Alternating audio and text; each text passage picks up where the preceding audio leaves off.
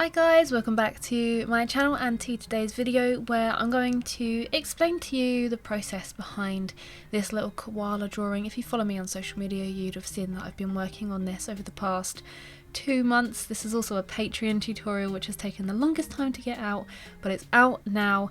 If you do want to follow along with the full version, it's available over on Patreon. I'll leave the link in the description below, but this is the really super fast version for you YouTube viewers. I'm just going to give you a few colours and a few of the techniques and everything that I've used throughout this, so I hope you enjoy. Anyway, so you can see that I have started off with the koala's eyes. The eyes were so tiny on this. I needed a really sharp pencil and just like the tiniest little dots of colour to add those in. They were so incredibly small. So were pretty much all of the features on this drawing. His claws, his nose was quite small. The only thing that was like the largest part was the branch and all of his fur. But for the nose, there was a really strong blue highlight that I wanted to get in. So some of the base layers I used some blue, I used some sky blue, and I've also used some warm grey 1, and then just kind of built up some of the darker colours. There's also like these really pink nostrils, and I introduced a few of my Caran d'Ache Luminance pencils for this. So I used some Burnt Sienna 10%, which is absolutely perfect. It's like a really nice pinky undertone for a lot of, like, it's kind of like a cinnamon in the Polychromos range, but it's got a little bit more of a grey tint to it, so it's really nice if you do have a little bit of like a washed out pink tone. So I used some of that in the nose, and a majority of the fur I've just used a bunch of greys, and one of the power horses for this was actually some Payne's grey. So I've put down a nice light base. I always start with a really light base of either warm grey 1 if I have a few more desaturated areas, or an ivory if I have a little bit more of a warmer tone. You can see on the right hand side here I was using some ivory, and on the top now I'm using some warm grey 1 because I have a few more kind of cooler highlights and it's a little bit more desaturated. So start with that, and I make sure that I go in the direction of the fur.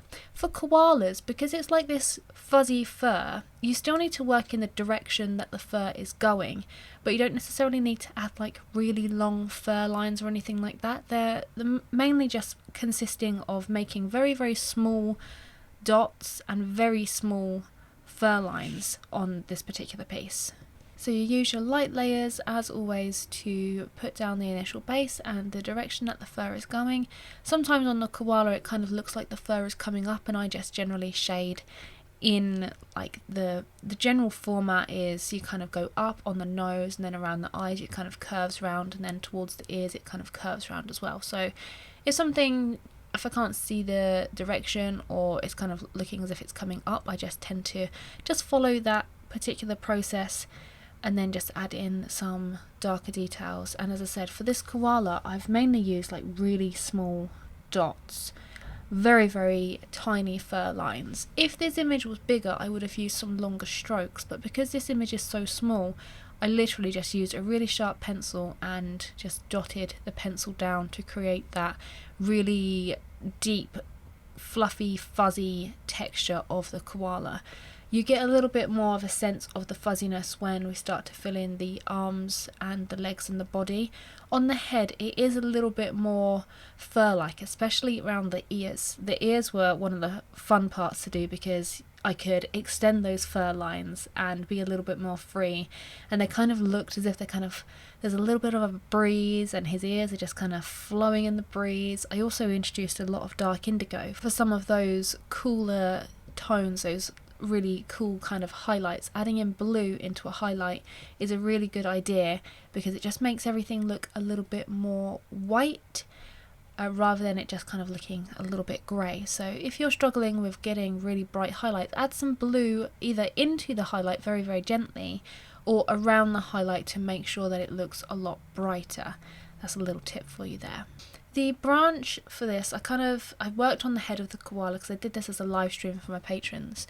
I worked on the head and added in all that fur, and then in the second half of the live stream I added in this branch. So let's talk about the branch a little bit here. So I've put down a base of ivory because this branch had some really nice warm brown tones, and I didn't want to put down any warm grey one because that would desaturate the colours that I then add on top. So I wanted to make sure the colours stay nice and vibrant, so I've put down that ivory first. Another tip for you there, if you do have like more desaturated grey looking tones, put the grey down. If you have more vibrant colours, don't use grey because it will desaturate the colours. Use a very, very light colour of what the end result is. So if it's brown, use some ivory. Again, if it's like orange, ivory is a good choice. If you've got something more blue toned, then maybe just a really light layer, some sky blue would be the answer there, not some ivory. So the branch, I just kind of followed the direction down because I was looking, this branch didn't really have too much bark or anything on it. It just had a very slight grain texture, so I followed the texture coming down the branch and just added in various different tones of orange. So I've used some terracotta, some raw umber, some sanguine, and then I've interlaced that with a few areas of blue and some pink. So I've used some burnt sienna 10% like I've used in the koala's face. I've also used some sky blue, and I've used some really light layers of dark indigo as well. So I wanted to kind of keep the colour scheme for this one in correlation to the koala, so I wanted to bring in some of those colours that I had used in the koala's head into the tree as well, so it just looks really nice and you've got a really nice colour scheme overall. So I added in those colours into the branch as well, mainly into the shadow areas where in shadows you kind of have like a myriad of colours anyway, so I just added those in and around there, mainly where the paws are gripping and the chest is like really tight to the branch as well. The claws on this, the way that I did these was I added in the darker areas of the claws first, and then there was a little bit more of a fur direction change on the hands and everything, so I had to be a little bit more careful when I was adding in those. So I made sure I worked in tiny little sections. I worked in a warm grey 1 first of all, and then I went in with warm grey 3 and added in some fur texture, some slightly longer fur lines, and then some really short fur lines with some Payne's grey, and I think I also used some warm grey 6 in there to get the darkest areas too. You can see on the branch here that I've added in that really warm base, then gone in with some burnt sienna 10%, and I've also used some brown ochre 10%, so some really nice light tones, before going in and adding in some of the darker shadows and some of the little crevices that I could see creeping into the wood as well. And for a really light grain texture, what I've used is a light layer on some nougat and also some Van Dyke brown, and just use the pencil more on the side and just gently shaded, but instead of like shading all over like you would for fur or for a base layer, I've kind of lifted the pencil and done like 1 or 2 strokes of the pencil and then carried on and left like a little bit of a space between it. So instead of building it all clumped together, you've got some spacing between there, and I've kind of varied the pressure as well a little bit to try and get some deeper looking grooves in the wood as opposed to some really just light grain texture. What also helps with this is leaving a little bit of the paper texture. That will help to convey a little bit more of that grainy wood texture too. So you can see on the feet once again that I have added in the claws, and then I'm working in very small sections on the feet because I've got all of those fur direction changes and I want to make sure that they're all in correctly. So I'm just working in little individual sections of where I can see one particular direction of fur going. I'm also working in very small sections to get the shadows in as well, so I get those in the right place. It's really important with this as well, because he's kind of wrapped around the branch, you want to kind of convey that effect. You don't want him looking quite flat against the branch.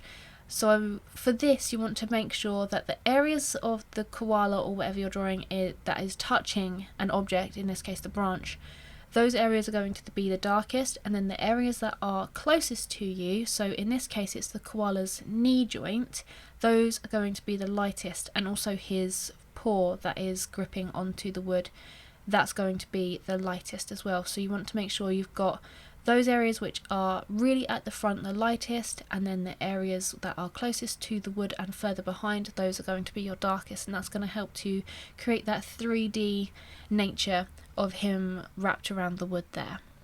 One of the hardest tasks on this particular drawing was creating that fuzzy fur, and in this reference photo, which is from Pixabay by the way, you've got some really deep parted sections of the fur, and it's important to get those in so that he looks like really nice and dense and really fuzzy.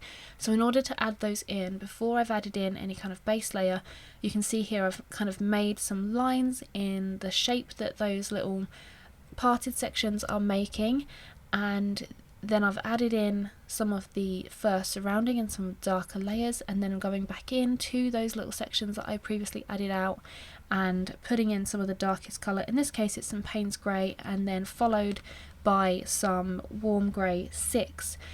The way that I add the warm grey 6 is right into where you can see the base of like the fur touching the skin. That's where I'm kind of adding in the darkest section, because it's going to be darker the further down into the fur that you're going. So instead of adding the warm grey 6 all the way along the length of that, I've kept that initial layer. I think I used some Van Dyke Brown for this to kind of map out the shape of that little fur part, and then I've used some some Payne's Grey to then add in some fur lines, kind of making it a little bit bigger, and then I've added the warm grey 6 like right into the very centre where you can see that fur parting, and that's going to help to create a little bit of that dimension in the fur. So you've got the darkest part right deep down, and then it comes out to a little bit of a lighter, darker tone. There were a lot of different areas of light and dark on this koala that I had to try and keep a hold of. And also you've got this leg that is sitting in front of all of this belly fur, so I've added in the kind of background areas of fur before coming in and adding in the foreground fur. In this case it's this last little leg here, and when I'm adding in this last little section of fur on the leg, I'm making sure again that I'm following the fur direction on this leg. It was all kind of coming forward, so I just kind of shaded in a little bit more of a circular motion to try and get a little bit of that kind of fuzzy texture. And I've also used a few more like little circular areas of fur on this particular leg, just because there was really no direction and it was quite difficult to kind of just shade in like going horizontally or vertically, so I just made some circles to try and convey that that was like a really standing up kind of fuzzy section, if that makes sense. With this section as well, I've made sure that I have added in areas that are overlapping. So you've got this really light section on the leg that is overlapping on the back half of the fur on his back where he's on the branch. So I've made sure to come from the area of the back and into that leg, and the same with the belly as well. I've come from the belly and into that leg so that we get a little bit of that kind of overlap. If I didn't do that, it would just be some straight lines of the leg and it wouldn't help to convey that fluffy, fuzzy texture. So just by working from either sides and coming into that white space before I've added in any of this colour would just help to get that little fuzzy edge of the leg rather than it just being like a straight line of colour. But anyway, we're coming to the end of the koala drawing now. Throughout the fur as well, I've used some tones of pink and blue to try and tie into the branch and just to help to convey some of those different lighting effects that's going on with this koala. As I said, if you want to follow along with the full version, it's available on Patreon now for you guys, but I hope you enjoyed this really short version and I hope to see you guys in my next video. Bye!